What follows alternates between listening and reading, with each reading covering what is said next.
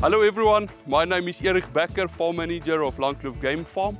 It's that time of the year again. We're having our production auction of the small livestock and chickens on the 28th of June. Species that you can expect on offer will be the Boer goats, Kalahari Reds, Dorpers, British Alpines and Meatmaster sheep, as well as some Bosvelde chickens and Buff Orpington chickens. Goeiedag, ek is Minette, ek is die kleinvee bestuurder op Langkloof Game Farm. Wat onderskei ons veiling? Uiteenlopende seleksie, gehalteversekering, toeganklike pryse en ondersteuning vir alle teelers. Ons boer hier in die Warmbad omgewing. Ons streef daarna om diere te lewer wat gehard en aangepas is en wat kan floreer in enige omgewing.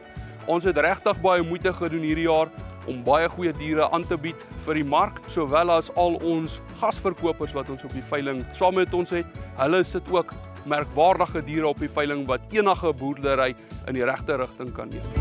Gasverkopers wat julle kan verwag op ons veiling is Anton Henrikus Botma, Shongololo, Didejak, Agrivia, Colin Boerdery, De Klerk Dorpers, Silveretta Meatmasters, CMLW en Pink Sheep Dorperstad. Through our commitment to quality and service, we aim to elevate the standards of animal auctions and contribute positively to the agricultural industry. Ke a le dumedisa ke sa bo hape ke nna le bitso ba re ke Seme ke mmereki wa mo Langkloof re ka rata ho le tsebisa le ho le mema hore le tleng ko Fire and Wine Arena in Pretoria ka di 28 of June 2025 at Pretoria re ka leboha thata re ka le kopana ko teng ke a leboha. Please come out and come and enjoy the day with us at the Fire and Wine Arena in Pretoria on the 28th of June. We've put up a wide variety of animals that will benefit each and every breeder.